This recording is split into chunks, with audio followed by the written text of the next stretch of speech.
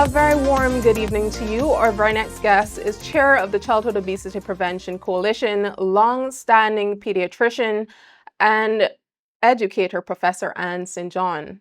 Professor Anne, welcome to One on One. Thank you. It's a pleasure to be on the program this evening. You're most welcome.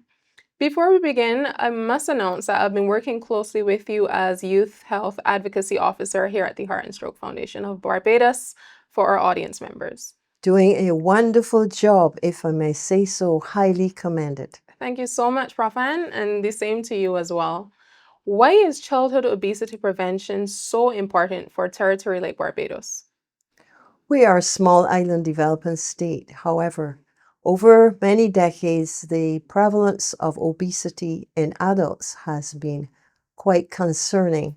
And those who have followed will note the association with non-communicable diseases, of which obesity and overweight are two.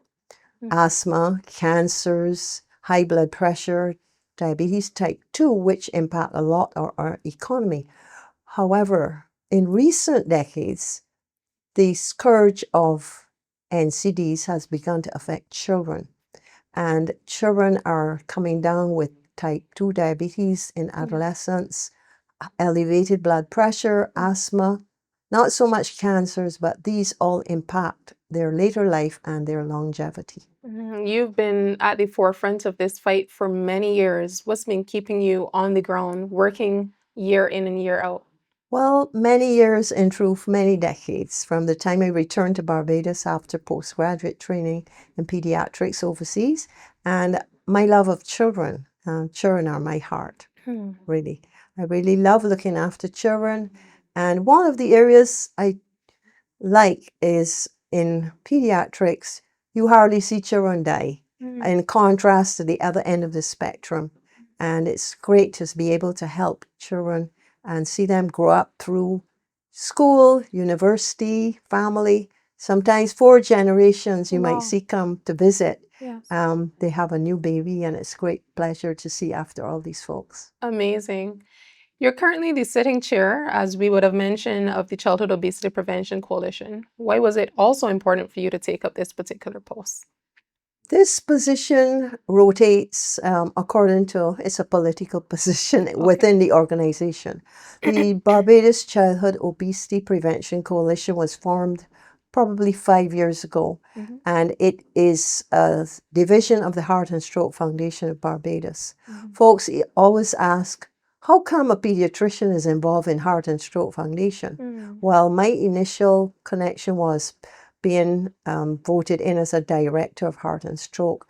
And then I thought, what can I do? Because it's heart attacks and strokes. So let us look at obesity and overweight in children and try to prevent, because prevention in healthcare is far better than cure.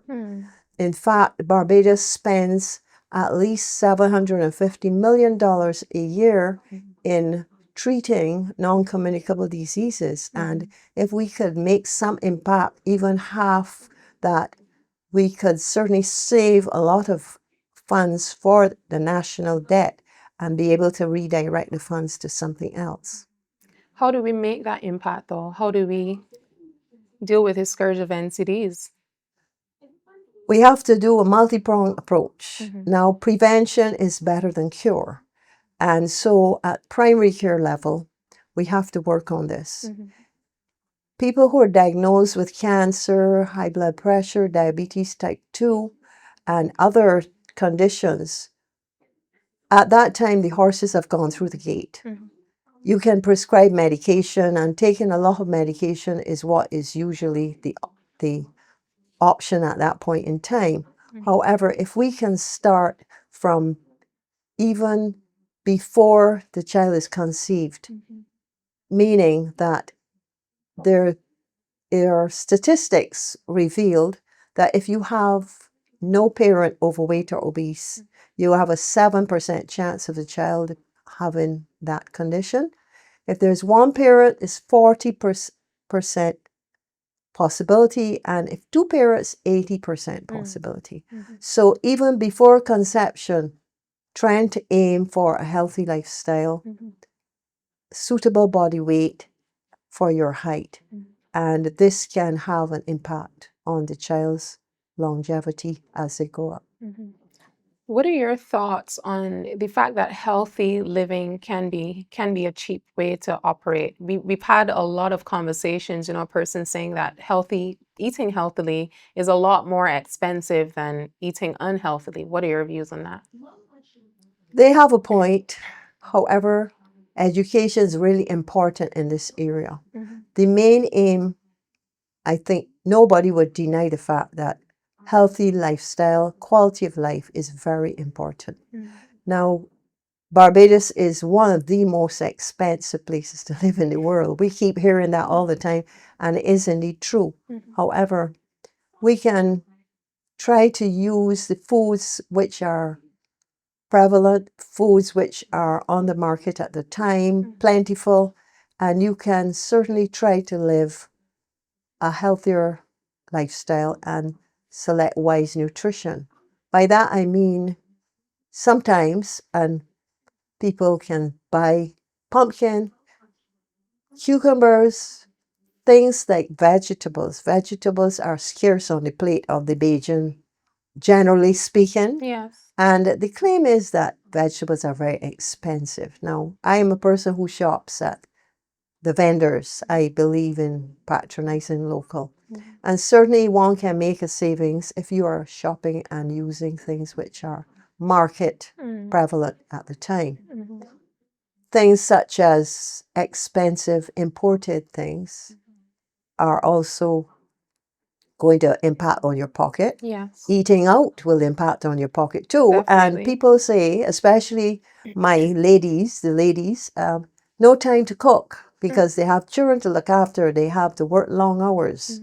However, advanced preparation of some meals and trying to adhere to a nutritious diet, which will be low in trans fat, low in sugar, leave out the sugar, low in salt, and low in the ultra processed and processed foods. We're coming from a history of colonialism. Yeah. Barbadians, we love sugar. We love our sugar cakes, our rock cakes, so many things filled with sugar or rum. How do we transform the mindset of Barbadians to know that there are other alternatives to living healthy so that we wouldn't have this increase in NCDs? That's a very good question. And for decades, we've been trying to figure that one out. But more recently, it's been shown that you have to do it gradually.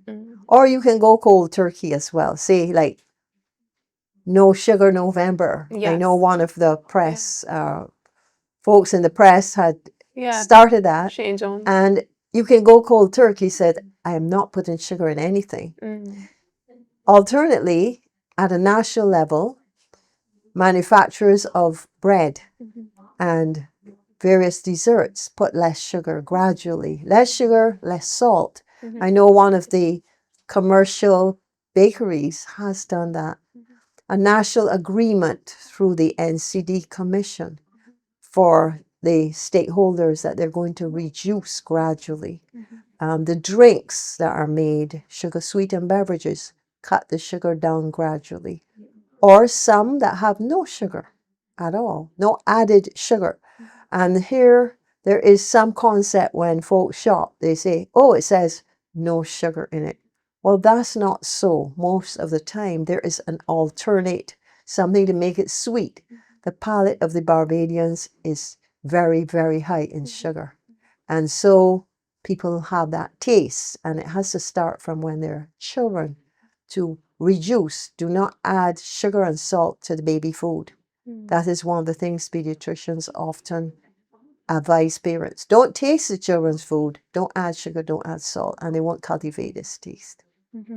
What are some of the policies that you're currently advocating for, and how important are these policies? There are several in the pipeline. The first one was sugar. Ban sugar. And across the board, that is not as practical. It's not easy to do as to say. So, sugar. And certainly drink sugar sweetened beverages in schools. We'll talk a bit about the nutrition policy a little later, but what we had is a national nutrition policy implemented last year, April, I think, before third term. And this says in schools, no sugar sweetened beverages should be sold.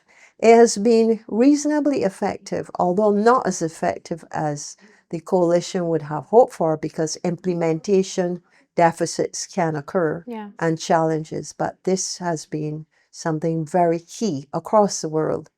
Cut the sugar, add a sugar tax. Several countries have a high sugar tax, 40% in some countries. Ours moved from 10% in 2017, early 2017 it was implemented. It's now 20%. So we are getting there. And statistics have shown, research, that the consumption of sugar sweetened beverages did fall. There is objective research in Barbados, despite the deterrent and the counter about it had no effect. The consumption fell and water increased. So this is one of the aims we have had, sugar sweetened beverages. Another policy has been the school's nutrition policy, which is in place, and monitoring, evaluation, very important. You cannot have a policy and then nothing happens. You have to follow. The next one has been looking at front of package warning labels. We would like definitely to join a lot of countries in the world because this has been shown to be very effective and simple. So those are the three main areas, and strong advocacy.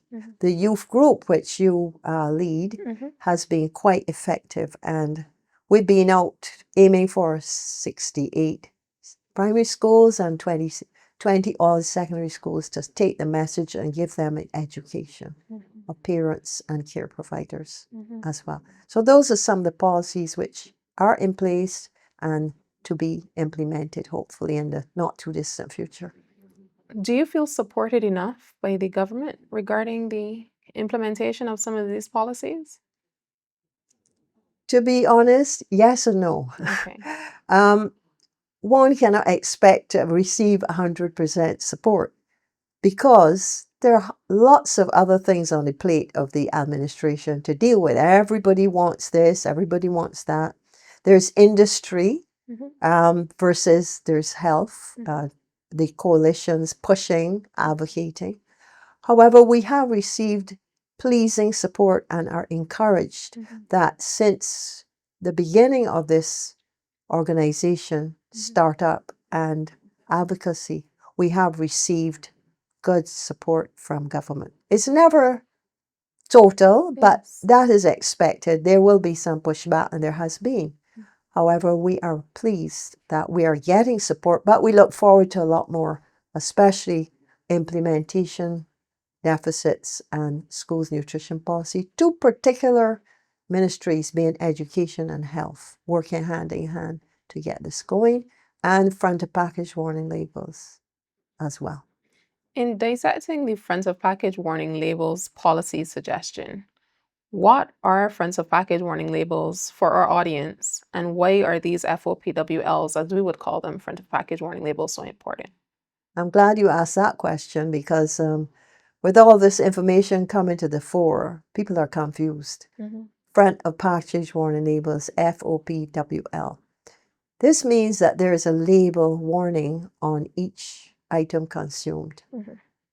So we're looking and pushing for the one which the WHO has advocated to be most effective. The octagonal, it's a black and white front of package warning label, octagonal in shape. And products, many countries do have this in place. They have legislated. And not too far from us, South America, Central America, many of the countries, the most recent one being Argentina, Chile. It's already in Argentina, has passed legislation that there shall be labels on all consumables. So the labels say high in sugar, high in salt, high in fat, These are and processed foods, ultra processed foods. So that when you go into the supermarket, and many people do not have the time to be turning over a product and seeing in very fine print, it's almost illegible now Yeah. to squeeze the nutrients on the back of the product, where it says how much sugar. They don't understand what it means, added sugar or total sugars. So this label, when you go into the food shop, supermarket, you see it right in front of you. It says high in sugar. Don't want to buy that. I'll move to the next one. It doesn't say high in sugar. So it's informative, and we have the right to know. Consumers have the right to know exactly what they're consuming, because it impacts on their body and their life quality and longevity.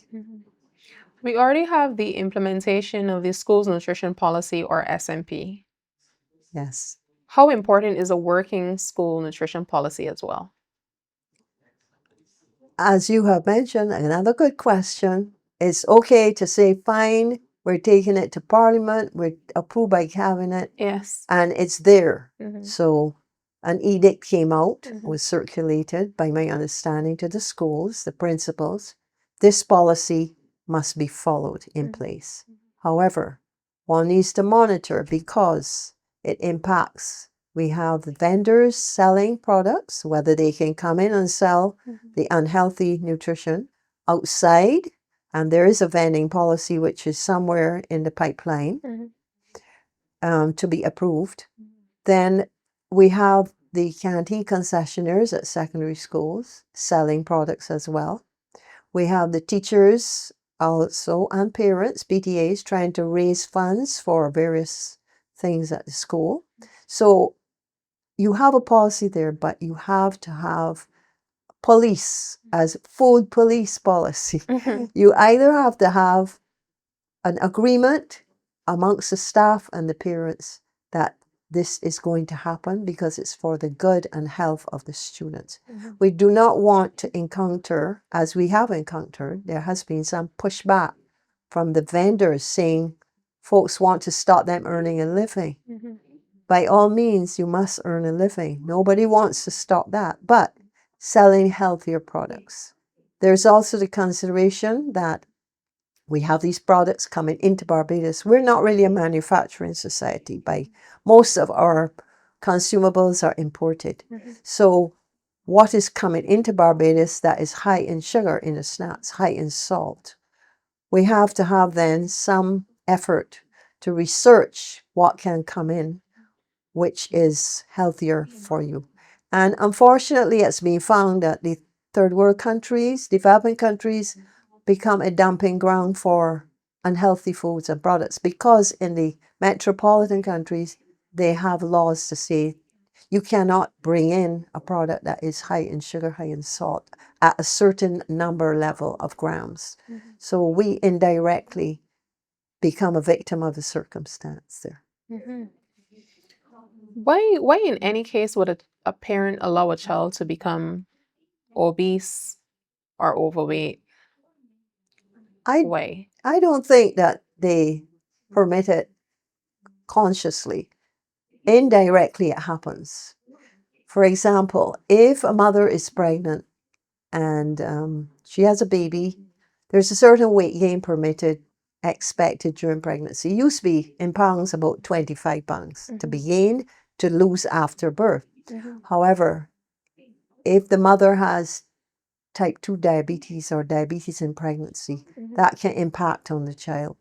If the child is overweight, average baby being about 2.5 kilos, like 6 pounds, if the baby is much over that, they start at a disadvantage.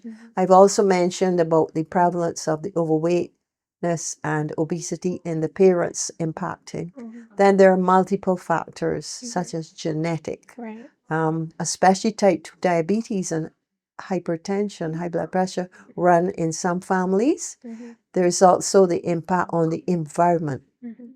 The environment, physical activity has decreased tremendously, and I don't need to reiterate what happened during COVID when you could go outside, you couldn't play with other children. So physical activity recommended a minimum of 1/2 of an hour of moderate activity per day for the child. Mhm.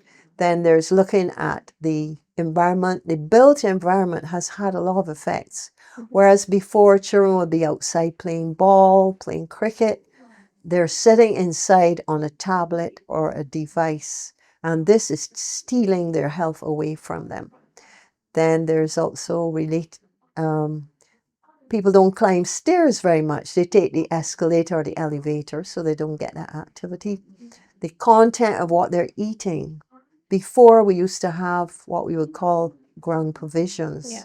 eating. Now people are taking a lot more processed, ultra processed foods like pasta, pizza. That's taken over. You can have healthy pizza by incorporating vegetables and using vegetarian cheese, but the type, and worst of all, the portions that are served to children, excessive portions. Yes. I always explain to parents that the size of the stomach of a child is just like putting the two fists of the child together, Mhm. not the adult's hands. Yes. And that's the size. And they're amazed because I say, look at what you put on the plate and look at the two hands together. The stomach stretches. And as it stretches more and more, it doesn't come back to the normal size. The stomach is a bag of muscle. So portions, becoming accustomed to more and more portions, Mhm. and discarding a lot of food as well. What are the costs to government currently? And I know you mentioned this a little bit earlier, but what are the Yeah. costs currently to government regarding NCD-related diseases? Information given and often spoken by those in authority is, and the know, is that over $750 million Barbados is spent in NCD's cure, mainly diabetes, high blood pressure, cancer, those conditions. Suffice it to say that obesity and overweight affect almost all the organs in the body. Mhm. Affects your brain with depression, then it affects your muscles. It can affect your joints because people obese and overweight, they start to need replacement of the hip joints, the knees. Cancer is more prevalent, and we suffer quite a lot with breast cancer, prostate cancer, colon cancer, all associated with the type of diet that we have to a large extent. So many organs in the body are affected by overweight and obesity. That's another reason to try to control what we're taking in. There's that debate ongoing that some cancers can be prevented, that some cancers can also be cured. What are your thoughts on this? Because, when some persons think cancer, they think it's a death sentence. There's nothing that you can do about it. But for you, Certainly, the word cancer has a lot of connotations: sadness, death, leaving your family. It can be devastating. As one who has been dealing with children mainly, where leukemia is one of the main cancers, and others occasionally come by. But it's not a death sentence. I mean, leukemia itself, way back when I started training medicine, I would say more than 50% of children would die who had leukemia, but there are very good drugs. Similarly, and this is an area I'm delving into, I am not an expert by any means, breast cancer, your diet, preventive measures such as screening, mammograms, and ultrasounds of the breast if necessary, your colonoscopy from the age of 40 upwards and even earlier, and follow up on your colonoscopy, polyps, prostate cancer. It is very distressing to see how many of our men in the population are being diagnosed late stage prostate cancer because either they don't like a digital examination or they just don't go for the PSA. And it's a condition which doesn't pain you physically. If you have a bad tooth, it pains, you will go to the dentist. Breast cancer does not pain, nor does colon cancer or ovarian cancer. So people do not go for their preventive care, but it's very important to do that. Which cancers are diet related? in our advocacy work, we oftentimes state too much sugar leads to cancer, but which types of cancers are caused by too much sugar? There isn't any specific cancer, as far as I recall, caused by too much sugar, but the obesity factor can be associated with the breast cancer. Okay. Also, colon cancer, fiber, diet low in fiber, and the diet of the average Barbadian, I'm afraid to say, is often low in fiber foods. Back again to the ultra processed and processed foods. There isn't fiber in there to speak of. There's a certain amount of fiber which you should take every day in your diet. Peas and beans, broccoli, things. Don't peel the skin off the cucumber and the pumpkin. Have it with the skin on it because that's very good fiber. Cassava, yam, and sweet potatoes that we grow, high in fiber. I'll digress here to say that the other day we went to one of the primary schools and we were speaking about ground provisions and foods, and some of the students did not know Eddos. I mean, I was a bit amazed. Eddos can be costly, but Eddos and breadfruit, whenever we ask them about starches, they're not mentioning breadfruit. Breadfruit is inexpensive when in season. It can be stored frozen, and breadfruit is a very good fiber food as well. So there are a lot of alternatives out there for our youth. Yes. So it doesn't only have to be the junk food or the packaged or ultra processed foods, but because it's Barbados, there are a lot of other options. Of course. And I always say when I speak to parents, the children do not shop in the supermarket and they do not cook the food. What you prepare is what they become accustomed to having. Very insightful, Prof. Ann. At this time, we're going to take a short commercial break. This is One-on-One. We'll be right back. Do you have a query, complaint, compliment, or just a simple suggestion relating to a government service? If you do, then the Citizen Services Contact Center, or CSCC, is here for you. What is it? As part of the government's commitment to providing citizen-centric governance, this initiative has been designed to make it more convenient for Barbadians to voice concerns, file complaints, and offer suggestions about government services, all from the comfort of their own homes. You can reach the Citizen Services Contact Center by telephone at 573-7373 or by email at messagegovt@barbados.gov.bb. You also have the choice to WhatsApp the center at 266-4242. The CSCC operates between the hours of 7 a.m. and 9 p.m., Monday to Saturday. Again, the CSCC contacts are 573-7373 for calls, message govt@barbados.gov.bb for emails, and 266-4242 for WhatsApp.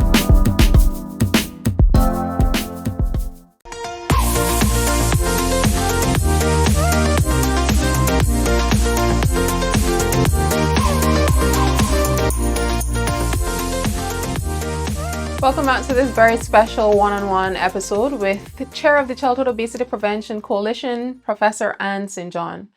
Professor Ann, who are some of your regional and international partners within this advocacy fight within the Childhood Obesity Prevention Coalition? Fortunately, we have quite a few, and there has been an injection of some funds to assist. Our main partner is the Healthy Caribbean Coalition locally, and they stretch right across the Caribbean. And there's the Global Incubator, which is linked with the Bloomberg Foundation in the USA. We also have close association with the branches of the Healthy Caribbean Coalition in various islands and down into South America, the English-speaking territories.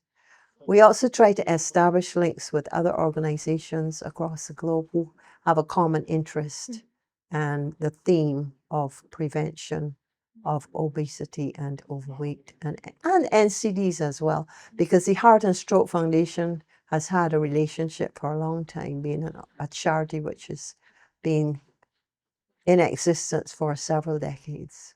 And together we've been trying to fight this scourge in healthcare. How important is it for the Childhood Obesity Prevention Coalition for Heart and Stroke here in Barbados to have these partnerships in terms of penetrating the, well, not necessarily the minds of the masses, but working together in advocacy to win over those persons who may not be educated enough about NCDs or not understand the importance of healthy diets and so on? It's exceedingly important. Many voices have to try to succeed in this effort. So we get together at quarterly meetings, the Global Incubator. Then we have some conferences. As recent as in March, April, there was a conference at one of our leading hotels with a large contingent together, sharing ideas and experiences to try to put together our common ground and go forward with new plans to be able to make progress in the effort of advocacy. Advocacy is extremely important in the area. However, it must be concluded that gentle persuasion doesn't work. It's been tried many years to persuade people. Education is very important. The rights of the child, very important. Barbados is a signatory to the rights of the child under UNICEF. Then it's important to know that you must see what other people are doing, looking at successes, looking at failures, and going forward with what has been successful in order to achieve the goal. You've had some wins in terms of the ban on sugar sweetened beverages and the tax on SSBs as well to 20%. What are some of the other accomplishments that you would count as wins within your work? We've seen the school's nutrition policy implemented, and it's realistically, it's a 60-page document. Yeah. Now, no one's going to sit and read that. There's an abridged version of one page. When we go out there and talk to PTAs, schools, we share that one page. It's easy to read. Yeah. There are many, many things which can be accomplished, but everybody has to be singing on the same hymn sheet, singing from the same hymn sheet in trying to accomplish the goal. And it's not sufficient to be able to launch something and leave it. You have to have monitoring and evaluation to be able to move forward, looking at the successes and failures and trying to move forward. We've had a lot of talk about, the school's nutrition policy and some naysayers saying that it's not a working policy. But what answer do you have for them regarding the SMP? They're right and they're also wrong. What has happened is the policy was launched. Unfortunately, it had to go through various hoops to go through cabinet, be approved, etc., and ministries as well. It took about 9 months for this to reach approval, the required approval. So that's why it was just launched in the third term last year, which was 2023. Yes. And then there was a school vacation, and everybody forgets, especially the children. So then September, a new academic term came. And then we had to try to rekindle the interest and really get into the schools. And hence the 68 odd primary schools and 23 schools, which secondary schools I have mentioned.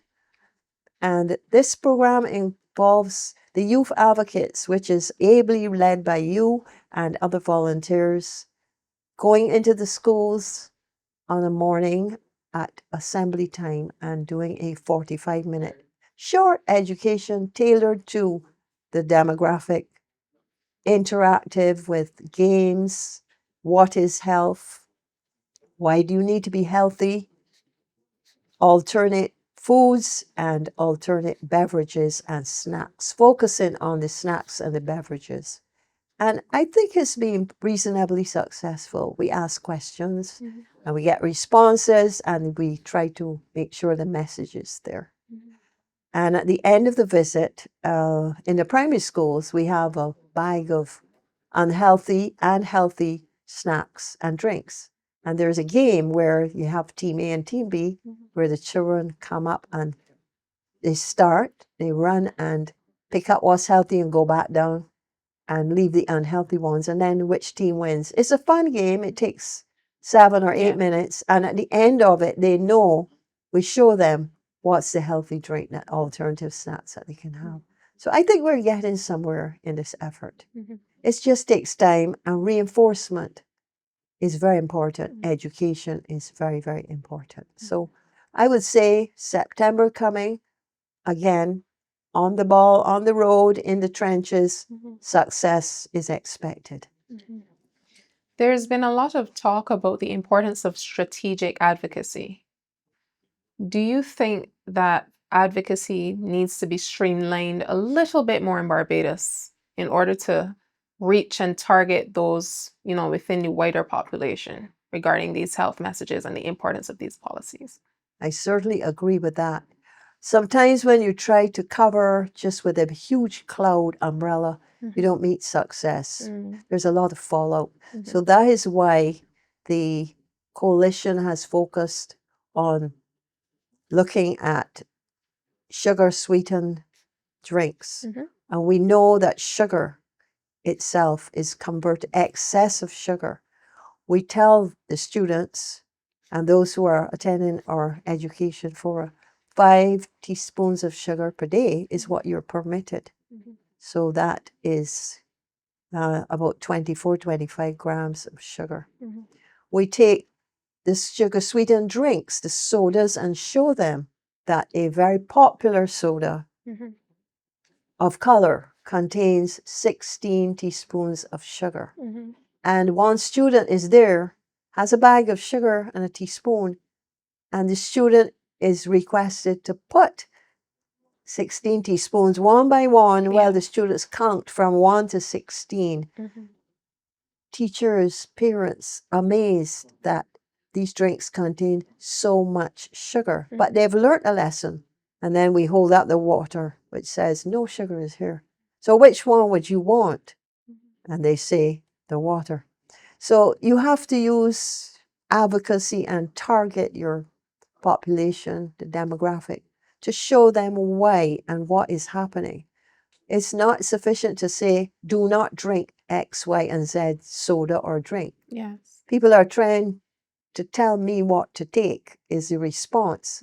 I have the right to feed my child what I want.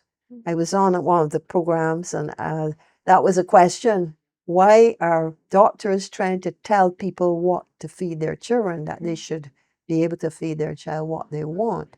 But to show them, are you really going to give 16 teaspoons of sugar to your child in some water? Mhm. No, they won't. So the reason, the advocacy targeted is very important.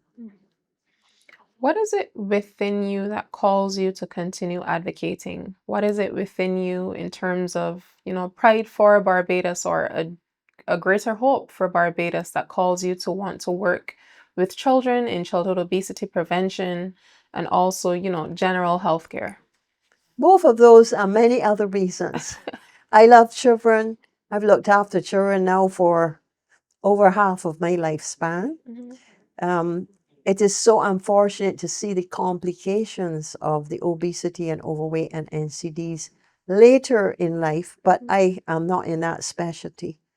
So prevention, very, very important to try to get the message out there to the parents and the children. You can easily influence young children between the ages of 4 and 11. It's a time when you can really influence them. We get feedback from parents and grandparents saying, do you know my little grandchild came home and said that people came to the school today and said, I should not drink X, Y, or Z because it has too much sugar, Gran. You should not be taking it either. And they know Gran has diabetes or high blood pressure. Don't add salt. Things like that. So you get the message early. It's not as easy to change the mindset and practices in adolescence, but as our children are educated, they will absorb some of the information as well. And of course, then there's the parents and the grandparents and the care providers to get the message out there. There are a lot of persons who would say it makes no sense eating healthy, you're going to die anyway. But oftentimes at advocacy, we would say, at what quality of life? What do you say to those persons who are watching CBC at this time and might be saying, it doesn't make any sense cutting out the sugar, it doesn't make any sense cutting out the salt, I'm going to die anyway. Everyone does. It is the quality of life which you're enjoying. Of course, we all have a set time. We don't know when it's going to happen. Mhm. Apart from getting knocked down by a vehicle and dying instantly, the deaths can be very, very traumatic. Cancer, having those who have never seen people dying from some cancers, it can be very, very daunting, saddening, and depressing. And amputation of limbs, we have the title of being the amputation capital of the world because diabetes type 2, vascular diseases, heart attacks, stroke, people who have strokes, it is not a kind condition when you have a stroke, especially if you're paralyzed and you're fully dependent on people. So it's the quality of life. We know that you will die eventually, sometime, but the quality of life to make it better for yourself. That's what is the message and the effort by the coalition. How has being involved in a personal question now, but how has being involved in pediatrics transformed your life for the better? That is a difficult question. It has kept me active, being involved in especially your youth advocates group, going out to the schools for sure, exercising, being in a relationship with different age groups. I have relationships with babies from day one up to, as I was saying to someone, 104. Wow. Various age groups, and it keeps your mind going well. And pediatricians never seem to give up. We have a reputation of not giving up because our children, despite all of the insults they may have in life and health, they spring back. So we don't give up. And that's about it for me in relationship of being a pediatrician experience. And most of the children live, whatever they have. It's really, really heartening to see them grow up from primary school, secondary school, university, to become leaders, prime ministers, no president on my list, but all sorts of people who are very important in contributing to the success of their country, nationally and internationally. Can you speak to the relation between food and a person's mood and mental health as well, in terms of the work that you're doing as well? Some persons may say, consuming the sugar makes me feel happy. It gives me a rush. Certainly, it does give a rush. The teachers can tell you, and we talk to them. Before there was the ban on sugar sweetened beverages in schools, they would tell you after break time, lunchtime, when the children have consumed the high sugar drinks, they are difficult to settle them. Very difficult to settle them. Parents will tell you that if they gave the child a treat which has a color, they know that that's going to cause issues. So people get a high from sugar. In fact, sugar can be addictive. And we were in a primary school the other day. A student said she drinks 6 sodas a day. She wasn't joking. I am sure she was telling the truth. We always ask when we go there, how many sodas we go up? 2 sodas a day. And they put up their hands, just a matter of information, no condemnation or clouding on what they do. And 6 sodas a day. So the students are not able to concentrate. They're overactive, very much motor activity in excess. They just have a rush of the sugar in their system. This is a reason to have them have water. You can take a contrast, find a contrast in the 2 different types of drinks that they consume. And the flavored snacks and colored snacks as well. Do you have any suggestions for some of these schools in terms of fun initiatives? For some of these school tours that we visited, they've been saying, we need to sell the donuts and the sugar cakes and these other things during the Christmas parties or the Easter parties. But would you have any suggestions for these schools?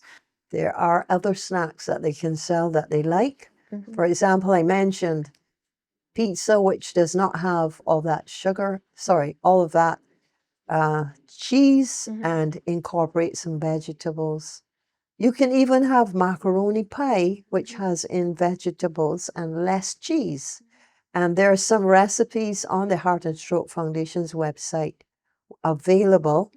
We have a set of volunteer nutritionists, numbering about 8 or 9, who are helping. There's also the National Nutrition Center has information on their website to do with healthy eating and different recipe, because sometimes parents do not know the recipe, which is the healthy one. They just put things in, they're accustomed to adding ingredients from time gone by.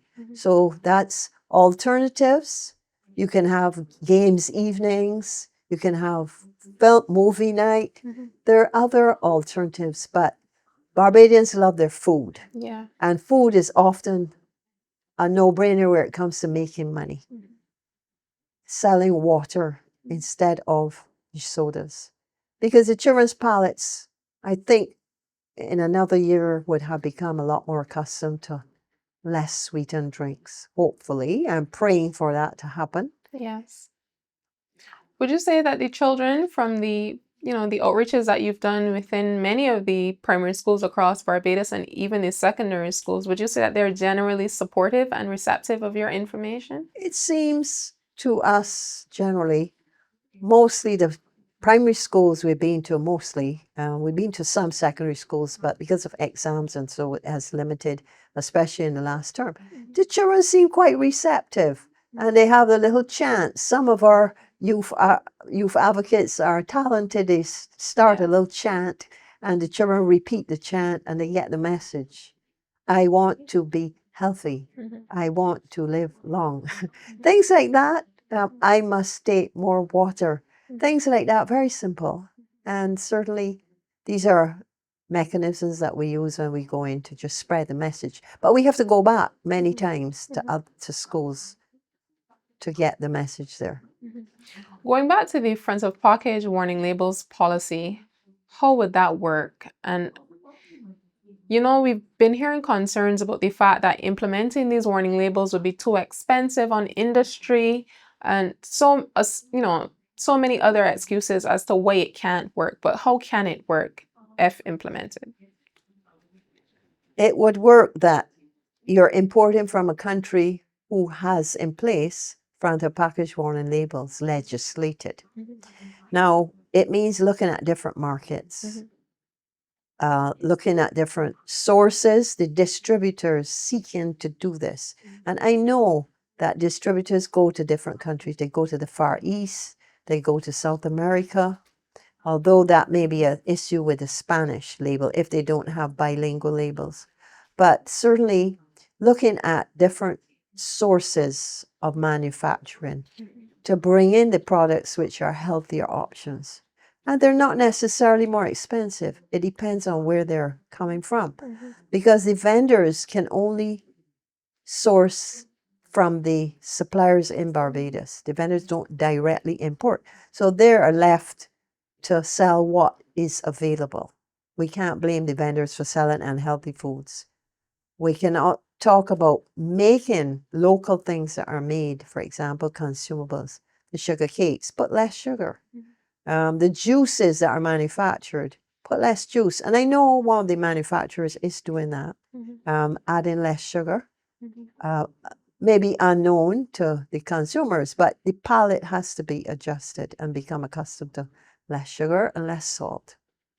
We're in the height of the crop over season, celebrating 50 years of crop over.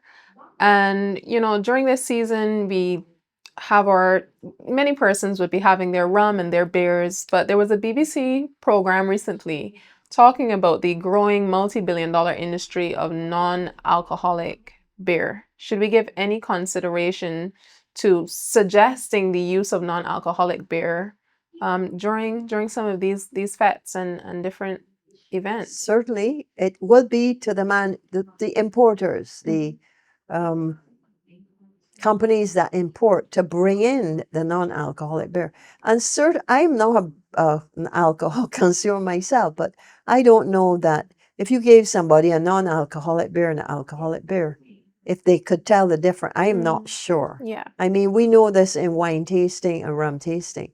You give people blinded to taste, and then they would tell you they like this particular product is the best. Yeah. And when you look at the code and show them what they wanted as the best, they found the best isn't what they are saying that they like to drink, because it's objective analysis. So pushing non-alcoholic wine, non-alcoholic beer, that's for the adults. However, you have to be reasonable. Crop over is only once a year. Yes. What happens to the other 300 Yes. days of the year Yeah. where people are consuming these unhealthy products? Same for children. A children's party, you can serve some treats. That's no problem. But don't be giving them that on a daily basis. There are too many children who are being served for breakfast. Hot dogs, nuggets, salami, luncheon meat, corned beef. These are so high when they could have cereal. I always advise the parents 7 days a week, give them something like cereal 3 days. They can have egg. They can maybe have some unsalted tuna, for example, out of oil, instead of giving them sausages and wieners every day of the week. Yeah. They're disadvantaged for a start. It's easy to buy it and put it in the hot water, but they're not really helping their children's health, nor their health as well if they're consuming the same thing. Commenting on what you said about the non-alcoholic beer, though, I guess our suggestion then would be sugarless non-alcoholic beer, because it's non-alcoholic, but I'm sure it still contains lots of sugar. Some sugar. I'm not sure on the content of the non-alcoholic beer, or beer for that matter. Yes. We haven't touched on it, but quickly, the relation between productivity or lack of productivity within the workplace and entities as well. That's a big topic. I'm Yeah. glad that you raised that. The number of sick days and off work from affliction with NCDs. It's amazing. The NIS will tell you. They have a story to tell when it's documented on sick certificates. And it certainly has a great effect on productivity. And the country's success is directly related, indirectly as well, to your being able to work. Finally, can you paint a picture of what a Barbados looks like with the implementation of the front of package warning labels, a working national nutrition policy, a working school nutrition policy? What does that transformation look like for the island? It looks like a gross savings of that $750 odd million that is spent in non-communicable diseases. We would like to, in our advocacy, continue to make people aware. They have the right to know what they're consuming, and what they're consuming indirectly affects their longevity, their quality of life, their productivity, and many more factors involved. So I think we have to continue in the trenches, out in the fields doing work with sincerity, strong advocacy. We need volunteers.